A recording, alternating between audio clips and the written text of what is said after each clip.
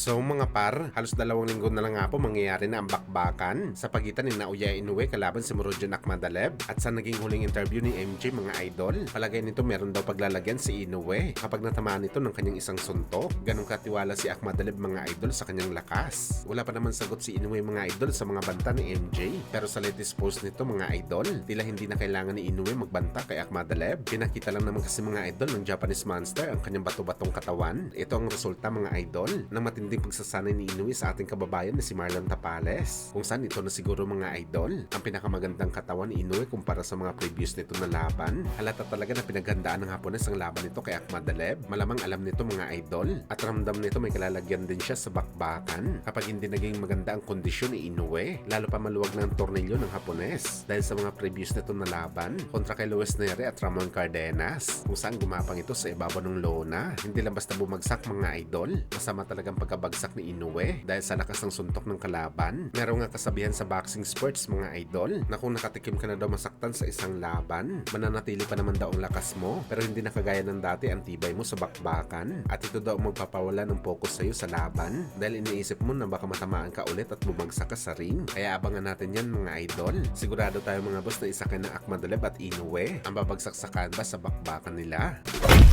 Samantala matapos nga po nilabas mga idol ng blow by blow ang poster sa 50-year celebration ng Trela in Manila na gaganapin sa October, marami nga po mga idol ang nabago sa schedule ng laban dahil ang inaasahan po natin mga idol na 3 world title fight ay 2 na lang po mga idol. Si Mark Magsayo at Melvin Jerusalem na lang lalaban sa title fight, at bukod dito mga idol, si Jerusalem po ang magiging main event sa bakbakan na to, at kung main event lamang si Magsayo, kasama din ang pambato natin mga idol na sina Marlon Tapales, Weljon Mindoro, Yumar Marshall, Carl Hamis Martin, at ang anak ng ating pambansang kamao Manny Pacquiao na si Eman Bacosa. May mga nagsasabi pa nga ng mga Pinoy boxing fans mga idol na hindi pa daw sure na mapalaban si Mark Magsayo sa event na to dahil kulang daw sa budget mga idol. Suportado nga ito mga idol sa naging post ng BSP sa kanilang Facebook page na posible daw makancel ang laban ni Magsayo kay Magnesi ng Italy dahil kulang daw talaga sa budget. Pero ulitin ko mga idol, rumors pa lang ang bagay na to. Basta wala pa na-announce ang blow by blow na cancel ang laban ni Magsayo. Rumors lang ito mga idol. Kakapost lang kasi ng poster pero 3 oras na nakalipas na-cancel kaagad ang laban ni Mark Magsayo. Mas maganda mga idol na mapasama talaga si Magsayo sa boxing event na to dahil malawak po ang fanbase nito sa Pinas. Isa ito sa mga main attraction sa malaking event sa Pinas. Kung budget lang ang problema mga idol, naniniwala tayo na hanapan ng paraan ni Boss Manny para mapabilang si Magsayo sa event. Minsan lang ito mangyari mga idol. Samantala hindi lang po Pinoy pride natin mga idol ang sasampa sa ibabaw ng boxing ring dahil meron pong special guest ang Trela in Manila kung saan mapapalaban dito si Nico Ali Walsh, ang apo mismo ni Muhammad Ali na siya ang gumawa ng Trela in Manila noong dekada 70. Ayon sa report mga idol,